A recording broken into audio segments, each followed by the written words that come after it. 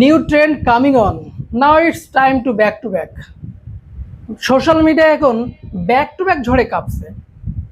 আসলে বিষয়টা কি, চলুন একটু বিস্তারিত বলা যাক। গত সিজনে পিএসজি চ্যাম্পিয়ন লিগ জিতেছিল, তারা ব্যাক টু ব্যাক এই 2026 সিজনেও চ্যাম্পিয়ন লিগ জিতছে। শুধু তাই না, তারা গতবার কিন্তু লিগ ওয়ানের চ্যাম্পিয়ন, এবারও লিগ ওয়ানের চ্যাম্পিয়ন, তারপর এটাও ব্যাক টু ব্যাক। এবার আসেন বুন্দেসলিগায়, বায়ার্ন মিউনিখ গত বছর বুন্দেসলিগা জিতছিল, এবারও তারা বুন্দেসলিগা জিতেছে, এটাও ব্যাক টু ব্যাক। এবার আসেন লা লিগায়, গত বছর বার্সা লা লিগার টাইটেল জিতছিল, এবারও লা লিগার টাইটেল জিতছে বার্সেলোনা, এটাও ব্যাক টু ব্যাক।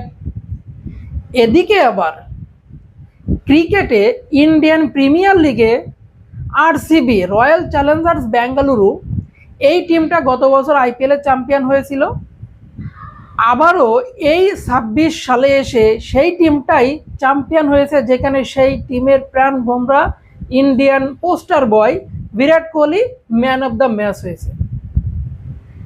তাহলে এখন বাকি থাকে আর একটা জিনিস, সেটা হলো আর্জেন্টিনা। 2022 সালে ওয়ার্ল্ড কাপ জিতেছিল, তাহলে ব্যাক টু ব্যাক জিততে গেলে 26এও ওয়ার্ল্ড কাপ জিততে হবে। তো এই ট্রেন্ডটা এখন চলতেছে যে এই বছরও আর্জেন্টিনা বিশ্বকাপ জিততে চলেছে, কারণ 2026 সাল হলো ব্যাক টু ব্যাকের বছর। আপনারা কি আমার সঙ্গে একমত, নাকি সোশ্যাল মিডিয়ায় এই ট্রেন্ডের সঙ্গে একমত?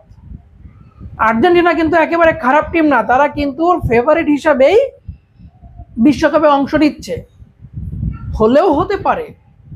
কমেন্ট সেকশন খোলা আছে, জানাইতে ভুলবেন না। ভালো থাকবেন, আল্লাহ হাফেজ।